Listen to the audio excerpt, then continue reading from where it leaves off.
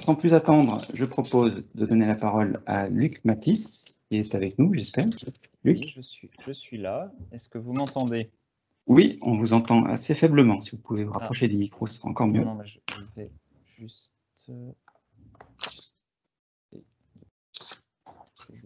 Est-ce que ça va mieux comme ça? Là, c'est beaucoup mieux, ouais. Ah, ok, super. Bonjour à tous, merci beaucoup de m'accueillir. C'est un plaisir d'être parmi vous ce matin. C'est pas donc... je vous en prie. Voilà, donc je ne sais pas si vous connaissez le CEREMA. Alors, on avait prévu un dialogue à deux voix, mais... non, mais donc, expliquez-nous quel est le rôle du CEREMA. Voilà. Oui, pardon. Alors, le CEREMA est un établissement public d'expertise qui est tourné vers les territoires. C'est un mot très important, hein, les territoires, vers la transition écologique, l'adaptation au changement climatique. Donc, c'est pour ça que je suis très heureux d'être avec vous ce matin. C'est un établissement qui est à la fois très jeune, qui a été créé en 2014, mais qui est aussi très ancien parce qu'il est issu de fusion de différents services. Donc, avec une histoire lointaine, vous avez probablement vu... aux raisons de vos domaines d'activité, vous avez probablement travaillé auparavant avec le CETRA, qui est une des entités constitutives du CEREMA. On a trois piliers. On travaille vers les services de l'État de façon historique, vers les collectivités territoriales de plus en plus, et c'est un axe stratégique extrêmement fort pour le CEREMA, mais aussi vers les entreprises. Donc c'est un troisième pilier qui est fort et qui se matérialise concrètement par l'Institut Carnot Climadapt du CEREMA, qui est le seul Institut Carnot tourné vers l'adaptation au changement climatique. Alors on est vraiment orienté vers les territoires, c'est pas un 20 mots, on a un ancrage territorial très fort, on a 8 directions territoriales, une trentaine de sites au cœur des territoires pour œuvrer pour et avec les territoires.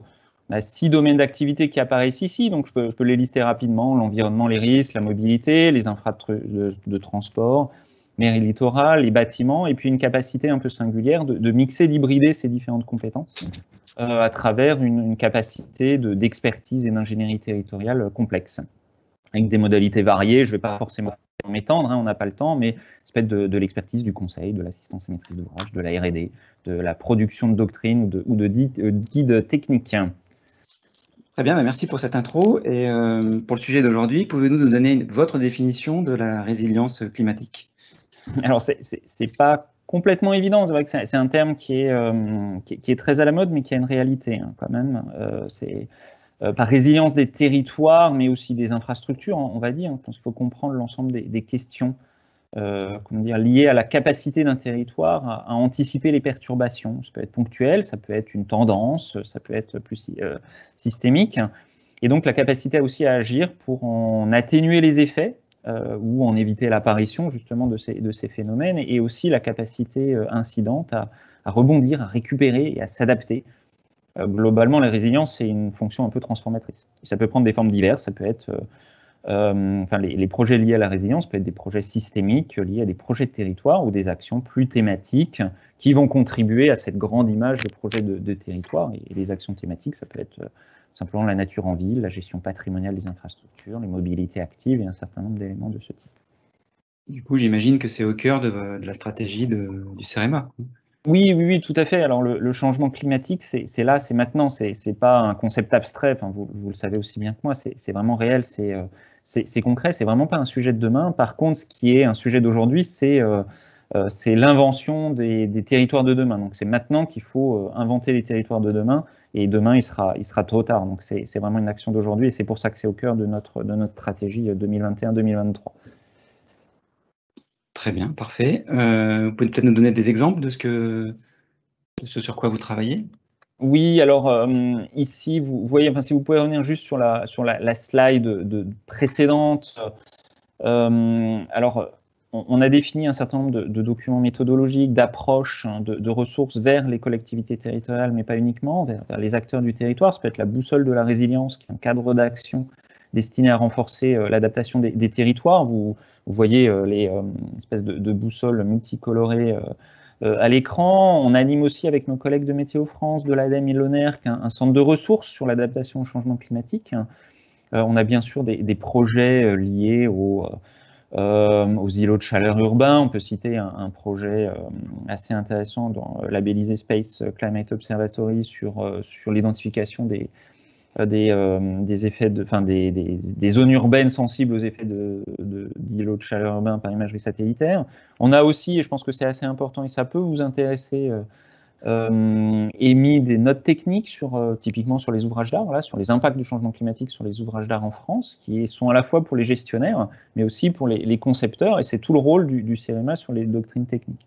Et si vous passez à la slide suivante, on a aussi des actions un peu transformatrice pour réinventer la manière de gérer les infrastructures de transport. Alors je donne des exemples un peu ciblés sur ce domaine, parce que je pense qu'il vous intéresse tout particulièrement, mais c'est inventer des nouvelles méthodes et les appliquer sur le terrain pour des acteurs. Vous voyez une petite liste ici pour gérer les infrastructures différemment, avec efficience, responsabilité, en prenant compte tous les aspects qui peuvent être techniques, bien évidemment, économiques aussi, environnementaux surtout, mais aussi sociétaux, territoriaux, et faire avoir une vision un peu systémique de ces approches-là pour pouvoir maintenir les infrastructures au meilleur coût et en tenant compte aussi, et notamment du changement climatique et des effets. Bien sûr, on a notre Institut Carnot avec un transfert de techno pour travailler sur ces questions-là.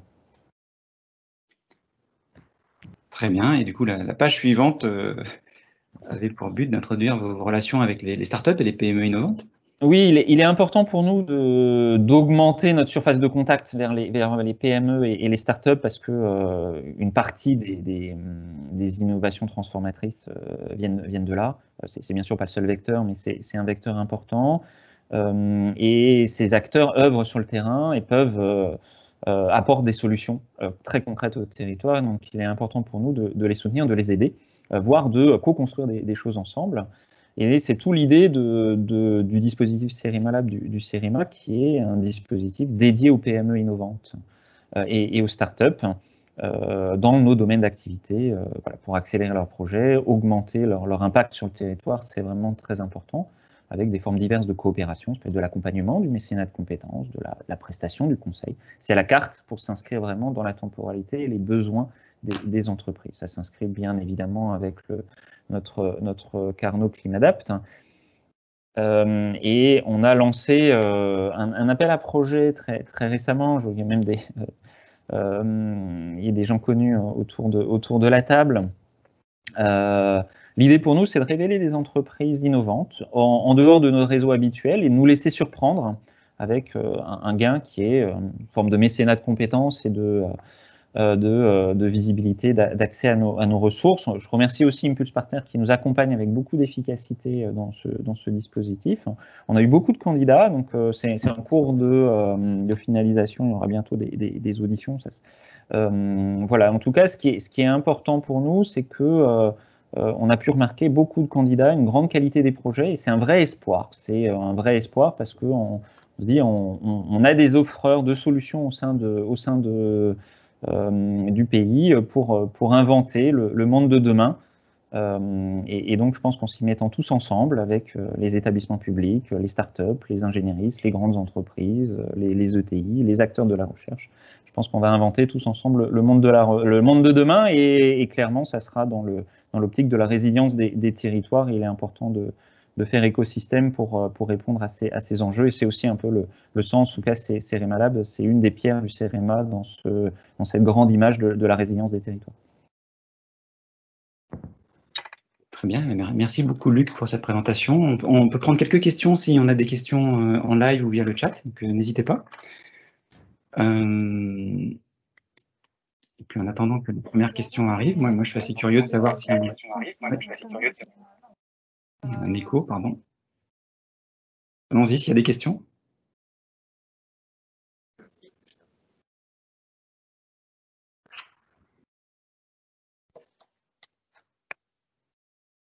Alors, première question sur le chat. Vous voyez la question ou vous voulez que je vous la lise? Oui, je l'ai vu, comment le CEREMA va accompagner la feuille de route de décarbonation du secteur. Alors, la question est un peu complexe, et n'étant pas forcément non plus la bonne personne pour y répondre, j'aurais du mal. Mais ce qui est important, c'est que le le CEREMA, du fait de ces trois piliers, vers les services de l'État, son accompagnement vers les porteurs de politique publique au niveau national, mais aussi opérationnel sur le terrain avec les gestionnaires, avec les entreprises. On sera là pour accompagner les acteurs, que ce soit sur la doctrine technique, sur la mise en place opérationnelle et l'accompagnement des gestionnaires, en tout cas pour ce qui concerne les infrastructures de transport. Ça peut être vrai aussi sur le bâtiment, ce qui est une partie de notre activité. Donc voilà, je ne peux pas vous répondre précisément parce que à ce stade, je n'ai pas les éléments, mais par contre, le CEREMA sera là pour ces questions-là. Très bien, merci. On a encore quelques minutes pour une autre question. N'hésitez pas. Et Luc, les résultats seront connus de l'appel à projet prochainement, mais on a une date ou... Oui, alors les résultats seront connus début juin. Début juin. Mais au-delà des résultats, ce qui est vraiment très important, c'est l'écosystème qui va être créé autour de cette démarche, en lien avec nos partenaires, en lien avec la Green Tech Innovation, pour offrir des solutions opérationnelles. Donc on aura effectivement quelques lauréats qu'on va accompagner, mais ce qui ne nous empêchera pas de travailler avec d'autres acteurs qui se seront révélés. Notre capacité autour de cet appel à projet est limitée, donc il y aura un nombre limité de candidats. Pour autant, on essayera dans d'autres cadres, avec d'autres modalités, de travailler avec cet écosystème foisonnant et passionnant et très très dynamique qui se crée autour de toutes ces questions. Oui, puis j'imagine qu'il y a aussi un sujet pour vous de transformation, de connexion avec vos équipes internes, de stimulation, etc. Ah oui, bien sûr, c'est extrêmement stimulant pour nous de travailler avec des nouveaux acteurs. Voilà, comme je l'ai dit, on travaille historiquement avec les services de l'État, on travaille de plus en plus avec les collectivités territoriales. Le CEREMA et ses entités passées travaillent depuis toujours avec des grands groupes et on travaille aussi et depuis un certain temps avec des petites entités, mais il est important pour nous de renforcer, de nous outiller aussi, et dans le cadre de transformation, de nous adapter aux besoins de cet écosystème. Ça peut être en termes de modalités de réponse, de réactivité, et tout ça est effectivement, il y a une ambition de transformation du CEREMA, et ça s'inscrit dans un cap stratégique. Bon, très bien, il ne me reste plus qu'à vous remercier, à vous souhaiter bonne chance dans ces collaborations et stimulations à venir. Et donc je rappelle aux différents participants qu'on va diffuser votre présentation et qu'ils pourront vous contacter pour d'autres questions plus approfondies. Avec grand plaisir. Merci à vous. Très bien, on enchaîne. Et je vais maintenant passer la parole à Karim de Resilience. Karim, tu es avec nous, je te vois, tu peux mettre ton micro. Oui, je suis présent. Merci beaucoup. Merci Thomas. Bonjour à tout le monde. Merci pour cette invitation.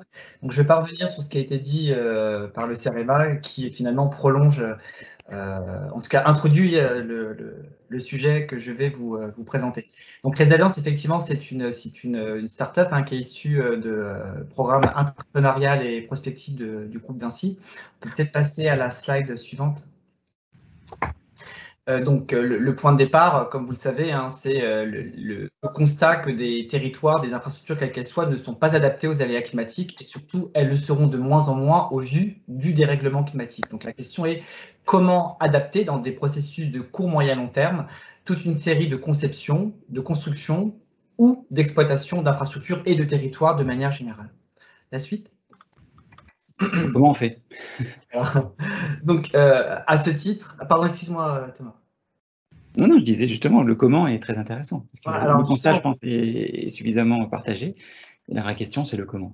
Alors, le comment, donc, ce qui a été décidé après 4-5 années de programmes prospectifs, d'innovation, de recherche-développement avec tout un écosystème de partenaires, il était constitué une offre de services qui combine à la fois du conseil, de la modélisation extrêmement fine avec des acteurs en partenariat que je citerai tout à l'heure, et puis une position d'ingénierie intégrée, un peu comme ce qu'a évoqué précédemment le CEREMA, ingénierie intégrée, car le principe est de travailler aussi avec des startups, avec des acteurs publics-privés, pour proposer un assemblage de solutions le plus adapté à une solution et une problématique posée.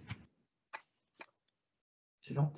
Et quel type d'acteurs Resalliance permet d'assembler finalement? Alors, elle permet d'assembler toute une série d'acteurs que sont à la fois, donc c'est extrêmement varié, hein, ça peut être des acteurs comme ici, donc dans un premier temps, la première base, c'est l'écosystème de Sixense, que certains peut-être ici connaissent, qui est une entreprise du groupe Vinci Construction, dédiée à la modélisation, à la digitalisation, à l'ingénierie autour des infrastructures. Et le deuxième pendant, c'est, vu qu'on traite de la question de l'adaptation au changement climatique, ce sont des contrats cadres réalisés et des partenariats forts avec le CNES, le CEA, avec un des laboratoires du GIEC, qui est le laboratoire du sciences, du climat et de l'environnement, et le SCO, qui est une initiative internationale poussée en ce moment par le CNES et les Nations Unies, dédiée à la valorisation des données du spatial. Et au milieu, vous voyez tous nos partenaires avec lesquels nous travaillons, l'Organisation mondiale de la météo, les différents programmes des Nations Unies et le Global Alliance for Building and Construction. Ensuite. Tu mentionnes la météo, ça veut dire que vous travaillez sur des données en temps réel? Alors, on travaille à la fois sur des données en temps réel et surtout sur des données en prédiction, c'est-à-dire sur des modèles prédictifs, et d'où le développement en interne d'une offre de services dédiée à la valorisation des données du spatial, qui nous permettent de travailler sur des échelles beaucoup plus larges, c'est-à-dire comment le territoire, par exemple, peut impacter ou influencer la vulnérabilité d'une infrastructure, et pour ce faire, il faut une capacité de prise de hauteur, et rien que mieux que les données du spatial. Suivant. Alors, vous aurez la présentation, je suppose, donc vous pourrez cliquer sur une vidéo, on peut passer, qui illustre un peu les activités en lien avec le spatial. Très bien, merci. Donc, effectivement, il y aura le lien. Tu peux nous parler un peu de votre gamme d'activités et de votre typologie de clients? Tout à fait. Alors, nous travaillons avec 5 cibles de clients, donc les bailleurs institutionnels internationaux. On a un contrat cadre avec l'IFC de la Banque mondiale, les Nations Unies, par exemple. Nous travaillons avec des agences gouvernementales, que ce soit au Maroc ou que ce soit en Europe. Par exemple, nous travaillons avec des aménageurs, tels que la Solideo, ou des promoteurs immobiliers, tels que par exemple Vinci Immobilier, Nexity, des opérateurs de réseau, Vinci Autoroute, Vinci Highways, Vinci Airport, la SNCF également, avec notamment le CEREMA, avec lequel nous travaillons, et puis des entreprises de construction ou des industriels, par exemple Orano, Orano. Voilà. Ensuite. Et vous êtes surtout en France ou partout dans le monde? Alors, notre activité, pour le moment, voilà, cette cartographie, nous avons, depuis notre création en 2019, réalisé, ou en cours de réalisation, 55 projets répartis dans 33 pays. Et si je devrais parler en termes de business, 80% du portefeuille de notre activité se situe à l'international. Donc voilà, je crois que la carte part à peu près d'elle-même. Parce qu'il y a des zones qui sont plus sensibles que d'autres, c'est ça ou... Alors, je me priverai de répondre par un oui ou un non. Je dirais que le globe et les territoires dans leur intégralité sont confrontés à des aléas climatiques, alors avec des problématiques qui sont toujours spécifiques, et c'est un peu la richesse et je dirais, ce qui est assez passionnant, sans rentrer dans une forme de fatalité, mais ce qui est assez passionnant dans le sujet de l'adaptation, de la résilience, c'est que quelle que soit la géographie, quelle que soit la thématique ou la typologie de l'infrastructure, le sujet est d'actualité. Très bien. Tu peux nous donner quelques exemples plus concrets, parce que là, on a vu avec qui vous travaillez et où, et ce que vous faites en pratique. Très bien. Alors, on va commencer par un partenariat. Nous accompagnons la CDC, donc la Caisse des dépôts et donc de sa structure Habitat dans sa stratégie d'adaptation au changement climatique, pour lequel nous leur avons développé un diagnostic de performance résilience qui permet d'évaluer le niveau de vulnérabilité et le coût des investissements nécessaires pour adapter l'ensemble de ces actifs immobiliers en France métropolitaine et dans les DRAMCOM. Autre exemple, dans le cadre de cette activité, nous avons pu, par exemple, dans la salle suivante. Ça arrive. Donc, nous avons pu travailler sur des méthodes, ce qu'on appelle de downscaling, des descentes d'échelle, nous permettant de diagnostiquer la vulnérabilité climatique à l'échelle des bâtiments et des terrains constructibles, ce qui permet, par exemple, de viser, selon un portefeuille et des stratégies d'investissement, un ranking sur ce qui doit être préalablement adapté au vu d'un certain nombre d'injonctions, par exemple en termes de rénovation ou en termes de vulnérabilité particulière, physique ou même financière. Voilà. Ensuite. Il y a un petit temps de délai entre les slides. Pardon ? Alors, autre exemple ici, donc nous travaillons sur des sujets de modélisation également. Donc, je rebondis avec ce qui a été dit tout à l'heure par le CEREMA. Nous travaillons également sur des sujets d'interaction entre la nature des matériaux de construction, les typologies de revêtement et les liens avec les îlots de chaleur, notamment pour mieux optimiser le confort thermique et énergétique. Donc, sur ces sujets, nous travaillons avec, par exemple, dans le cadre du village olympique, auprès de Station Nord pour la gare du Nord, sur des projets de promotion immobilière, que ce soit pour Nexity, Vinci Immobilier, mais également sur des projets pilotes à Lyon ou à La Rochelle. Slide suivante.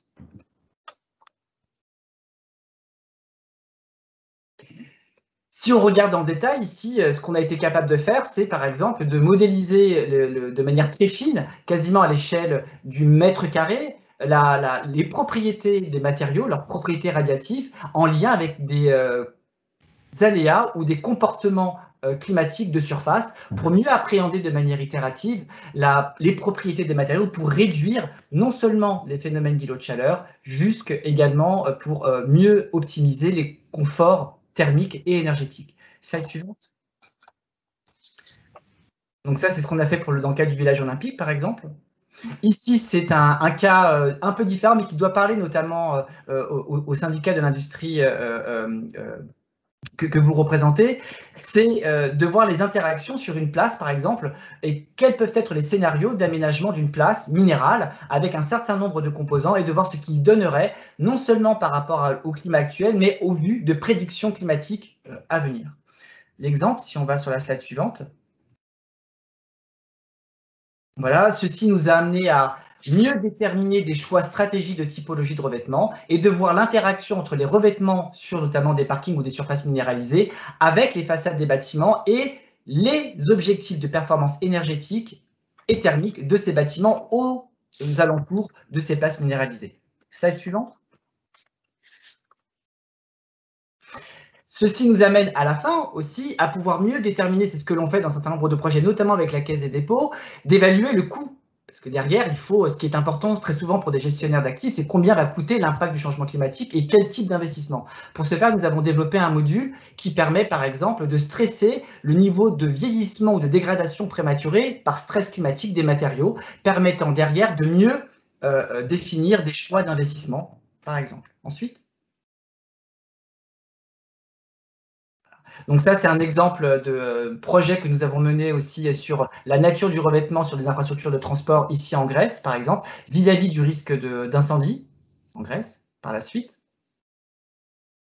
Pareil, nous accompagnons à titre d'exemple Vinci Airport pour mieux modéliser l'impact du changement climatique sur les infrastructures aéroportuaires et notamment les interactions entre le tarmac des aéroports et les phénomènes d'îlots de chaleur extrêmes pouvant perturber l'atterrissage ou en tout cas la vitesse des avions. Ici, c'est un autre exemple d'interaction entre le changement climatique en zone côtière. Ensuite, que nous faisons dans le cadre d'un partenariat avec le SCO, l'Université de Rouen, avec un cas applicatif ici à Saint-Louis du Sénégal avec les Nations Unies. Par la suite, voilà. Plus largement, donc là c'est juste pour vous illustrer, nous sommes sur des projets de ce type, toujours en lien entre infrastructure, nature du revêtement et des matériaux, et risques climatiques, par exemple ici à Ouagadougou, au Burkina Faso. La slide suivante. Idem avec la Banque mondiale, ici, le lien entre la nature des matériaux, typologie d'infrastructure et niveau de vulnérabilité dans des États insulaires. Slide suivante. Ici, un cas très particulier, c'est la manière dont on peut mieux appréhender des plans d'aménagement dans le cadre de bidonvilles, par exemple, ou d'habitations extrêmement insalubres ou très précaires, et comment accompagner des stratégies de rénovation de quartiers très pauvres dans des pays en voie de développement, en tenant compte des interactions entre la nature des matériaux et leur niveau d'adaptabilité face au changement climatique. Alors, j'ai bientôt fini, on va peut-être terminer vers la fin pour... Enchaînons, ouais. Alors, ouais, vas-y. Alors, très vite, juste pour vous annoncer qu'à travers toutes ces actions que nous menons, nous avons intégré 2 grandes initiatives qui restent également ouvertes à un certain nombre de partenaires pour lesquels vous pourrez prendre part, à savoir une coalition internationale sur le changement climatique dédiée à mieux intégrer les politiques en termes d'investissement pour les infrastructures, donc portée ici par le gouvernement indien, dont la France est membre et dont Résilience est partenaire. Autre point, le dernier.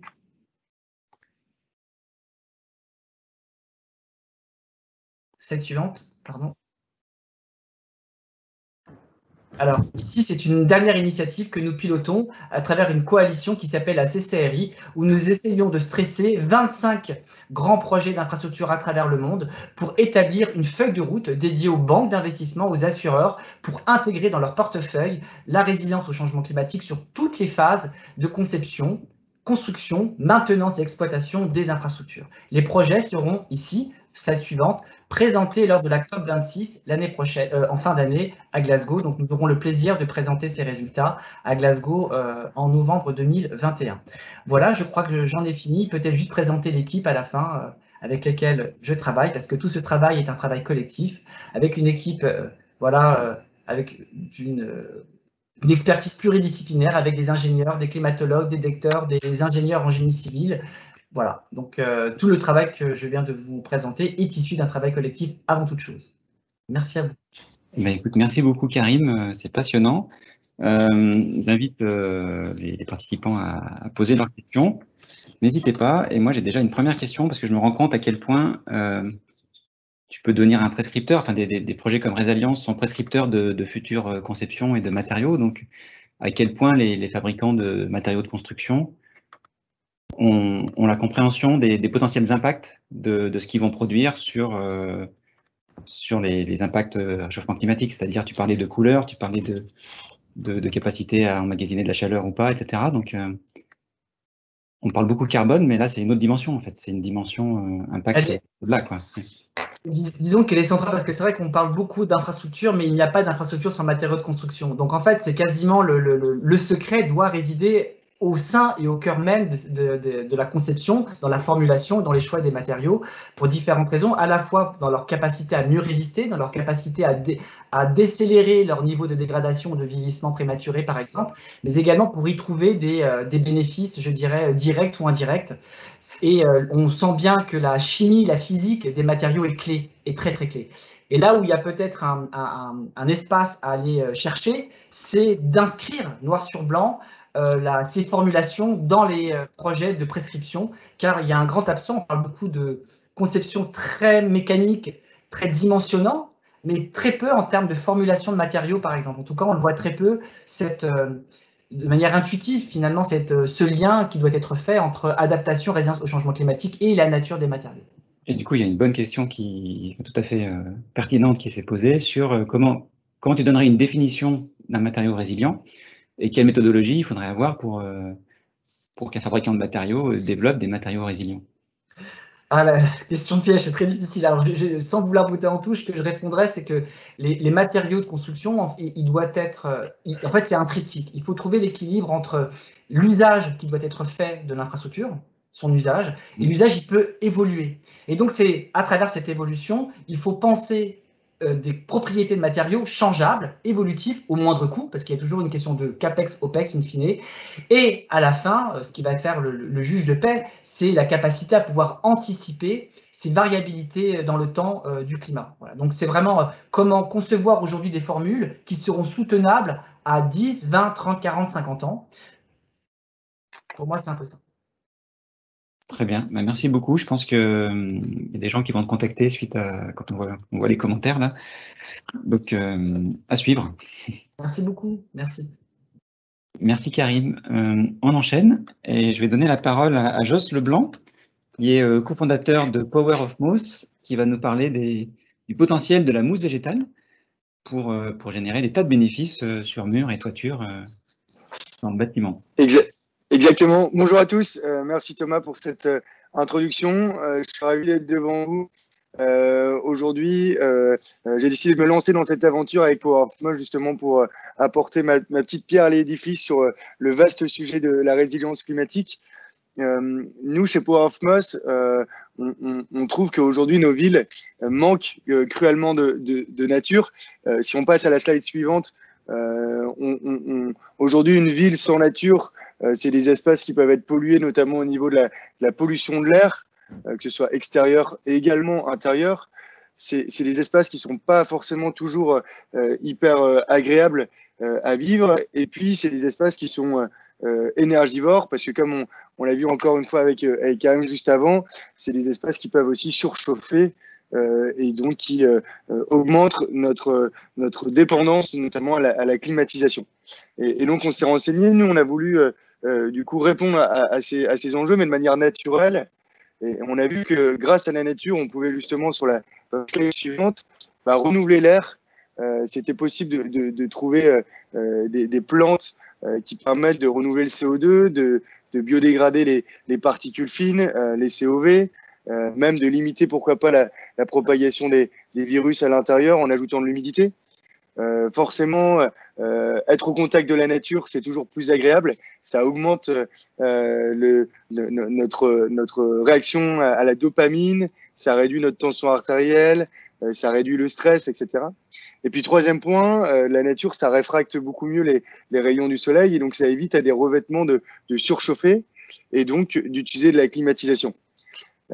Et donc sur la slide suivante, moi je suis associé avec un ingénieur agronome de formation. Avant de se lancer, on a regardé vraiment tout ce qui se faisait en termes de nature et de plantes dans nos environnements, que ce soit dans nos environnements intérieurs ou nos environnements extérieurs. Et on s'est aperçu que de tous les freins que pouvaient avoir des plantes traditionnelles à intégrer, à l'intérieur, c'est pas forcément très efficace. Il faudrait 7 à 15 plantes, tout dépend des études, mais d'après l'ADEME, en moyenne, il faudrait 10 plantes par personne pour avoir une efficacité sur l'air. Donc pas forcément le bon moyen. Et à l'extérieur, qui dit plante traditionnelle dit racine, et donc dit énormément de poids sur le bâtiment, sur la structure. Et donc aujourd'hui, énormément de projets sont arrêtés dus à ces charges sur la structure.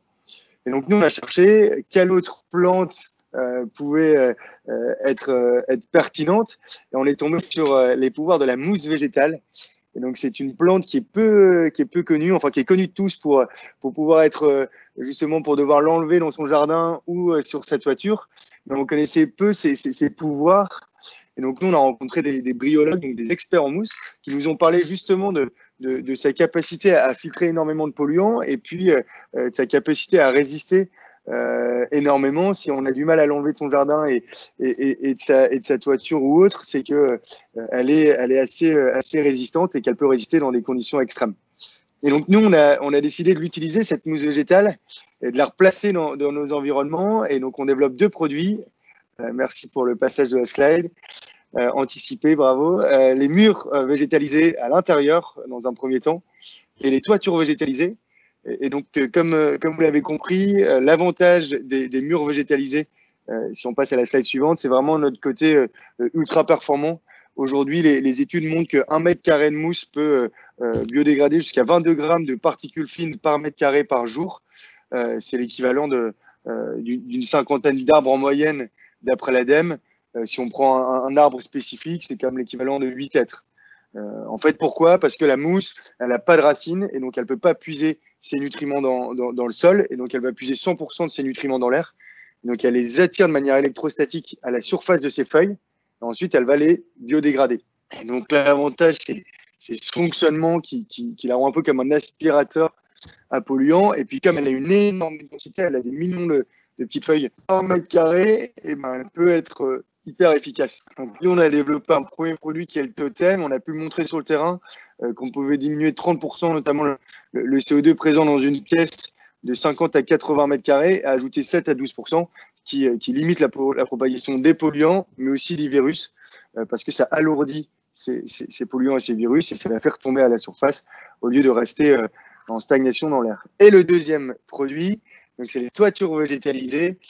Et on a commencé sur des abris de jardin il y a quelques temps. On est passé sur des extensions de maisons, et maintenant on fait des bâtiments industriels. Et donc là, la grande force, c'est la légèreté de la mousse. La mousse, nous, on la cultive sur un géotextile qui est unique et qui est ultra léger. Et donc aujourd'hui, à saturation d'eau, on a 15,9 kg du mètre carré. Et donc là, on va s'installer vraiment facilement. Il n'y a pas d'entretien spécifique à faire. L'installation est assez simple, assez rapide. N'importe qui peut la réaliser, et nous, on travaille avec des partenaires là-dessus. Et par contre, elle a les avantages aujourd'hui d'une toiture végétalisée classique, c'est-à-dire qu'elle évite au revêtement de température de chauffer, elle le protège des rayons UV, elle le protège des variations de température, donc elle allonge sa durée de vie, elle draine l'eau de pluie, elle ajoute de la nature en ville qui filtre les polluants, etc. Et donc, nous, on est une jeune start-up lilloise qui a un peu plus de 2 ans qu'on travaille sur le sujet. Et aujourd'hui, après 2 ans de R&D, on a pu installer aujourd'hui une vingtaine de murs végétalisés dans les espaces des Hauts-de-France et de l'Île-de-France et une cinquantaine de toitures végétalisées un peu partout en France. Et donc, n'hésitez pas si vous avez des projets, si vous souhaitez améliorer la qualité de l'air et l'expérience de vos collaborateurs, avec plaisir pour en échanger ensemble. Et si vous souhaitez végétaliser votre toiture, on sera ravis également de vous accompagner sur ce sujet. Alors, j'ai vu qu'il y avait une question. Travaillez-vous à l'international? Pas encore. On est proche de la frontière belge, mais pour l'instant, on se concentre exclusivement sur le marché français. Mais on a des fortes ambitions pour justement aller à l'international rapidement.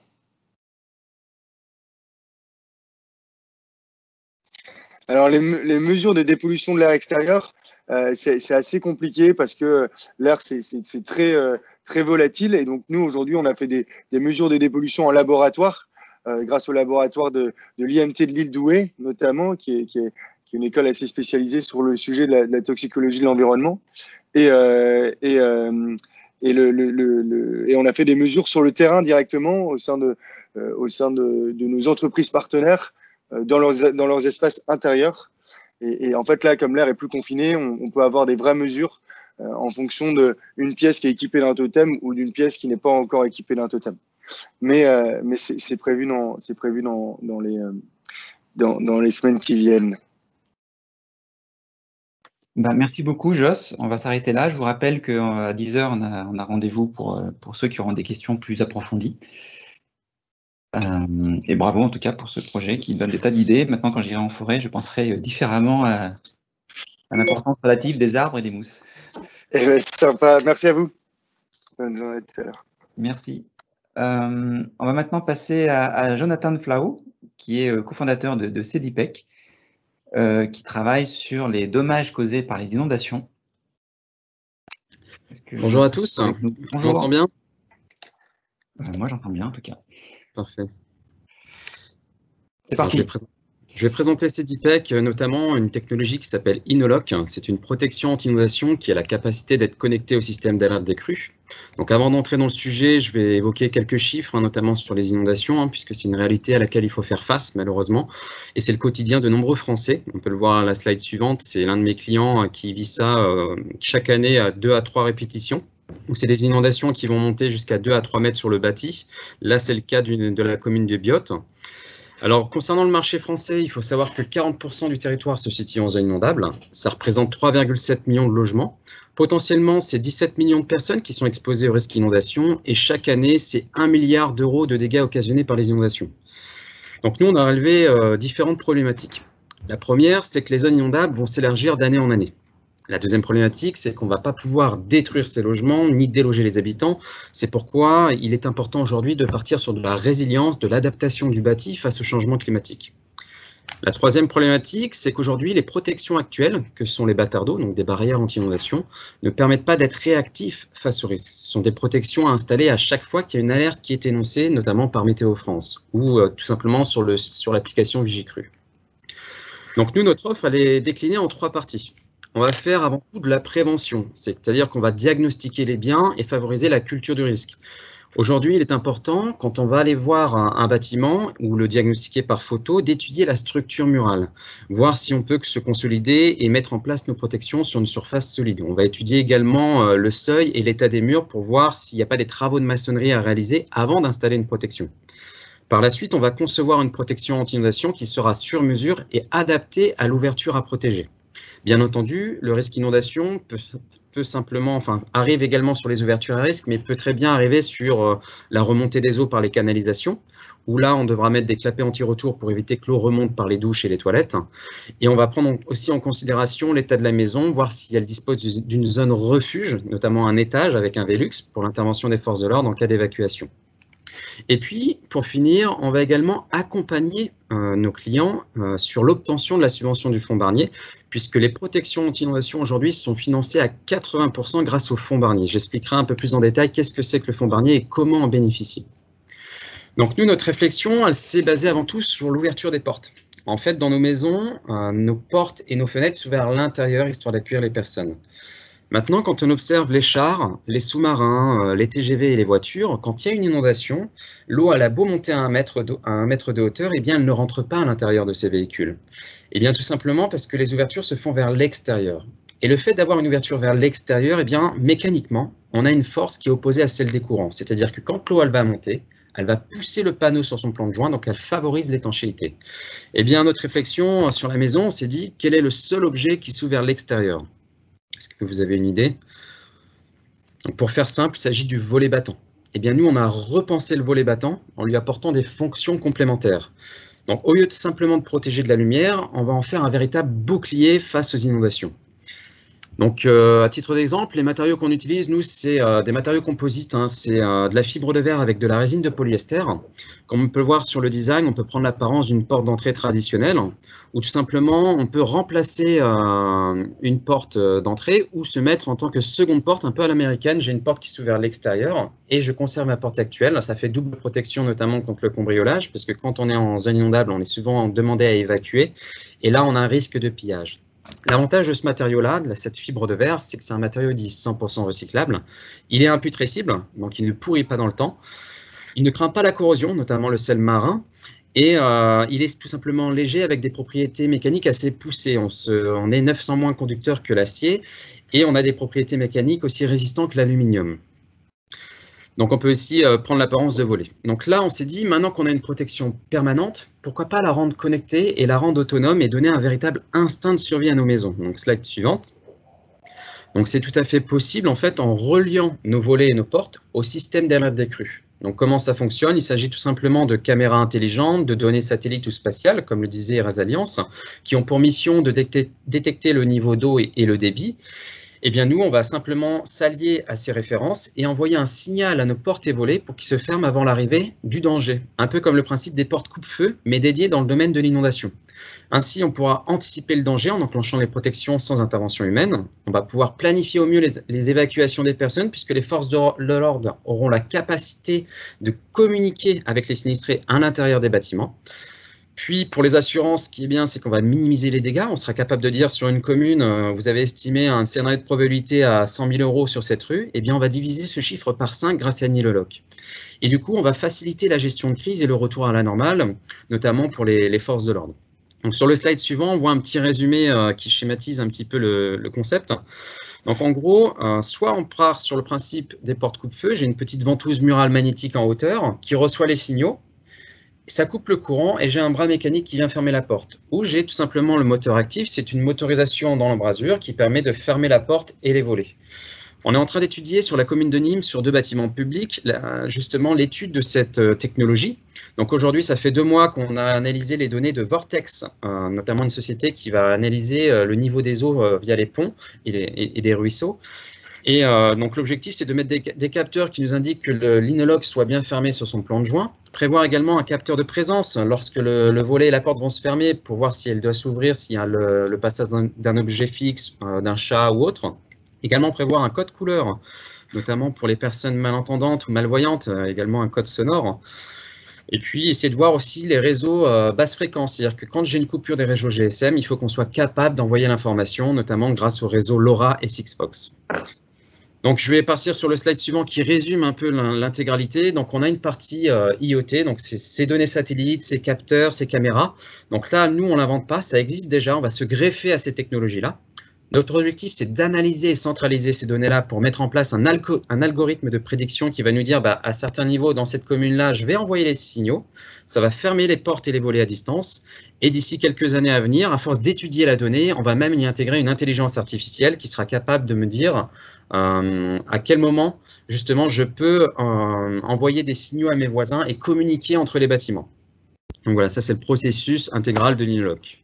Après, il existe d'autres protections, les bâtards d'eau, je ne vais pas rentrer dans le détail dedans, ça je pourrais vous les présenter lors d'une présentation. Je vais aller au slide plutôt suivant jusqu'au fond Barnier. Donc là, on voit un peu les différents modèles en tableau, une pose en tableau. une pause en applique. Mais ça, c'est malheureusement les protections qui existent aujourd'hui, qui demandent à être installées constamment.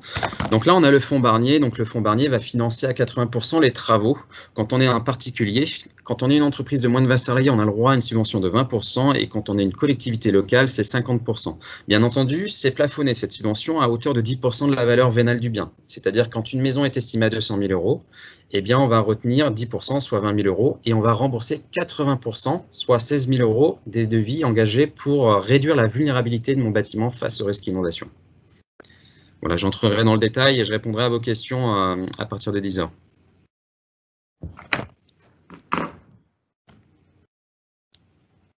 Hop, merci. Eh ben, merci beaucoup, Jonathan. Et effectivement, à 10 h, on se retrouve. Je vois, je suis limité dans le temps, donc. Mais évidemment, il y a trop de choses à dire. Ouais. Mais c'est bien, c'est intéressant. Et du coup, j'enchaîne. Je passe la parole à Laurent Husson, cofondateur de Climate City. Laurent, vous êtes avec nous. Bonjour. Bonjour, on vous entend bien. Parfait. Ben, allez-y. Vous allez nous expliquer comment des drones et des ballons captifs peuvent aider à collecter des données climatiques. Bonjour à tous, si on peut juste aller sur le slide 1. Donc, en fait, Climate City est né en 2015, on est né un petit peu avant la COP21. On est une équipe de spécialistes du secteur aérospatial et de climatologues. Et en fait, on a constaté qu'on pouvait certainement compléter les systèmes existants, les systèmes d'observation des phénomènes climatiques, afin de contribuer à l'observation des phénomènes à une micro-échelle urbaine, ou en tout cas à l'échelle urbaine, et donc d'utiliser des technologies complémentaires des satellites, complémentaires des réseaux de surface, pour pouvoir appréhender les phénomènes climatiques et les anticiper à l'échelle des quartiers, à l'échelle de la ville, ce que nous on appelle la micro-échelle urbaine. Et donc sur le slide 4, effectivement, notre ambition c'est, en tant qu'expert du secteur aérospatial et du secteur climatique, d'essayer de devenir une référence de l'anticipation des risques à micro-échelle urbaine, de permettre l'intégration de la donnée microclimatique dans l'ADN des villes et de toutes les composantes de la ville, de pouvoir travailler à la fois avec la ville elle-même, mais avec l'ensemble des acteurs qui la construisent, qui favorisent son développement. Et en définitive, notre objectif, c'est de permettre l'adaptation des villes au changement climatique en faisant une chose principale, c'est anticiper à l'échelle la plus fine possible les risques climatiques comme évidemment les îlots de chaleur, les inondations, les sécheresses particulières. C'est notre vocation de travailler à micro-échelle urbaine. Et dans les présentations et les développements que nous avons faits depuis 2015, on a eu la chance dès 2015 d'avoir une reconnaissance sur un projet très précis présenté à la COP21, ce qui nous a mis en relation avec l'ensemble des délégués des COP et de pouvoir développer notre projet en ayant une interaction avec plus de 1692 villes dans le monde, qui correspond à peu près aux 300, à toutes les villes du monde de plus de 300 000 habitants qui ont une urbanisation croissante et un risque climatique à l'échelle urbaine significatif pour l'avenir. On a eu la chance, en présentant un certain nombre de projets liés à notre vision de la manière de contribuer à l'adaptation des villes au changement climatique, on a présenté des projets dans le cadre de missions du ministère de l'Environnement. On a été lauréat de ce ministère dans le cadre très précis de 100 projets mondiaux pour le climat. Et on a eu la chance pendant 3 ans d'être soutenu par l'organisation du Crédit Agricole, le Village BAICA, pour pouvoir, pendant les 4 années qui viennent de s'écouler, de développer ce que vous voyez à l'écran ici, c'est-à-dire une solution et 2 métiers. Donc la solution, très précisément, c'est de caractériser et d'anticiper les phénomènes climatiques à micro-échelle urbaine.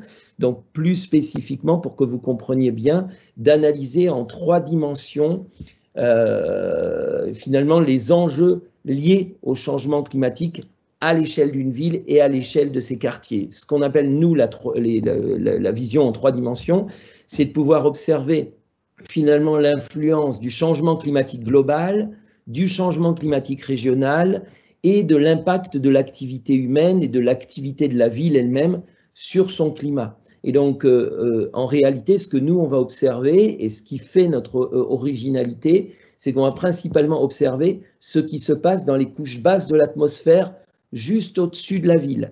Puisque dans ces couches basses de l'atmosphère, juste au-dessus de la ville, il y a à la fois l'influence du climat régional, hein, si vous êtes par exemple évidemment au bord de la Méditerranée et que vous êtes influencé principalement par... Si on peut rester sur la slide précédente, s'il vous plaît. Voilà, donc voilà, on va prendre en compte le climat régional, prendre en compte évidemment l'influence du climat global et prendre en compte l'ensemble des activités générées par la ville, l'ensemble de l'impact de la ville, son rayonnement, sa chaleur, l'ensemble des phénomènes qui vont dans cette basse couche de l'atmosphère qui n'est pas forcément précisément visible par le biais des satellites. Donc nous, on s'inscrit en complémentarité avec deux métiers, opérer principalement des ballons captifs, donc ce sont des ballons, comme vous le voyez à l'image ici, c'est des ballons qui font 90 mètres cubes, qui sont des ballons gonflés à l'hélium, qui vont voler à environ 400 mètres d'altitude au-dessus des villes, qui seront installés en réseau pour pouvoir mesurer les fameux phénomènes dont je parlais dans les basses couches de l'atmosphère. Et à partir de ces informations captées par ce que nous, on appelle les climate birds, donc ces réseaux que l'on installera au-dessus des villes, on viendra compléter l'ensemble des informations existantes déjà, produites par les satellites, par les réseaux de surface, par l'ensemble des observateurs du climat, en essayant d'avoir un seul objectif, réduire le plus possible la focale, la capacité à observer les évolutions du climat à l'échelle urbaine, à micro-échelle urbaine, et avoir une capacité à anticiper ces phénomènes-là, de les anticiper à moyen et à long terme. Et notre objectif, c'est de travailler à 5, 10, 20, 30 ans, de pouvoir finalement donner la capacité aux villes et aux acteurs de la ville, hein, de s'adapter réellement aux futurs changements climatiques. Et pour s'adapter aux changements climatiques, il ne s'agit pas simplement de regarder les phénomènes à l'échelle globale, mais comme l'expliquait très bien Karim tout à l'heure, de pouvoir observer qu'est-ce qui peut se passer en termes d'îlots de chaleur, en termes d'inondations, en termes de sécheresse des sols dans les années à venir, en raison du changement climatique, et du coup de pouvoir faire des choix d'adaptation précis. Alors nous, on n'est pas du tout comme Résalliance, on n'a aucune expertise spécifique dans le domaine de l'immobilier ou de la construction. Nous, on s'inscrit simplement comme un fournisseur de données, de modélisation complémentaire pour bien comprendre la situation climatique à l'échelle des villes, à l'échelle des quartiers. Voilà. Et donc, au-delà de notre réseau de ballons, on exploite une plateforme de services, comme vous le voyez à l'écran, qui est dédiée à la modélisation de ces risques climatiques urbains à court et moyen terme. Cette plateforme, qui est pour l'instant en format prototype, est une plateforme qui permet de mettre à disposition tous les acteurs qui participent à la réalisation d'une ville, à son développement, de mettre à disposition des données qui vont finalement donner une indication quartier par quartier sur les risques climatiques à moyen et à long terme, et de pouvoir dire, tiens, dans le 18e arrondissement ou dans tel quartier de New York, dans 5 ans ou dans 10 ans, avec l'observation telle qu'on peut la faire aujourd'hui chez Climate City et telle qu'on la fera demain avec les Climate Birds, on peut considérer qu'il y aura une augmentation exponentielle des îlots de chaleur, qu'il y aura des risques de sécheresse tout à fait particuliers des sols ou pas de risque particulier. Notre objectif étant de faire un diagnostic précis, de se projeter dans l'avenir et de pouvoir aider à considérer l'impact que le changement climatique aura sur les villes. Voilà, donc juste la slide d'après, et puis je conclus là-dessus. Puisque je vois que le temps est très court. Donc, on a construit une offre à micro-échelle urbaine avec finalement 6 composantes particulières: contribuer à l'adaptation des villes au changement climatique, anticiper les risques climatiques à micro-échelle, donc à l'échelle des quartiers, modéliser spécifiquement des phénomènes comme les îlots de chaleur, les inondations, la pollution de l'air dans les villes, travailler avec les architectes, avec les urbanistes, à partir de nos modèles, pour pouvoir intégrer leurs projets et simuler les risques futurs, voilà, et évaluer les aléas climatiques sur les actifs immobiliers, les infrastructures, toutes les composantes de la ville. Et nous avons un projet très particulier qui est d'intégrer la donnée climatique à micro-échelle urbaine dans l'ADN des projets de recherche et développement des industriels qui travaillent sur les matériaux, qui travaillent sur les surfaces, toutes les composantes de la construction au cœur des villes. Comme je vois qu'il me reste qu'une minute, je peux conclure comme ça et rester ouvert aux questions. Merci beaucoup, Laurent. Effectivement, ça lève potentiellement pas mal de questions qu'on pourra traiter ensuite. Oui. Il est 10 heures, comme convenu. Donc, moi, je souhaitais remercier tous les intervenants d'aujourd'hui. Donner les liens, et on va vous les mettre dans le chat tout de suite. C'est les liens qui vous permettent de vous connecter. Donc, en fonction de là où vous voulez aller, je vous conseille les participants de copier-coller les liens qu'on va partager dans le chat. Et ensuite, il faudra que vous vous déconnectiez de la séance actuelle pour que vous reconnectiez avec le nouveau lien qui vous intéresse. Donc, sauvez bien les liens sur un document à part, comme ça, vous pourrez aller d'une salle à l'autre si vous le souhaitez. Et pendant que je partage les liens, peut-être un rappel sur l'agenda des événements à venir. En juin, septembre et novembre, avec les thématiques qui s'affichent ici. Les liens arrivent très vite dans le chat.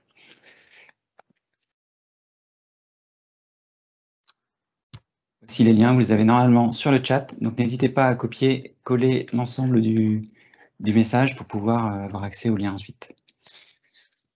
Voilà, il me reste à remercier les participants d'aujourd'hui, les intervenants, et on vous retrouve tout de suite dans les séances spécifiques qu'on a appelées les coffee rooms. Merci beaucoup, bonne fin de journée et à bientôt.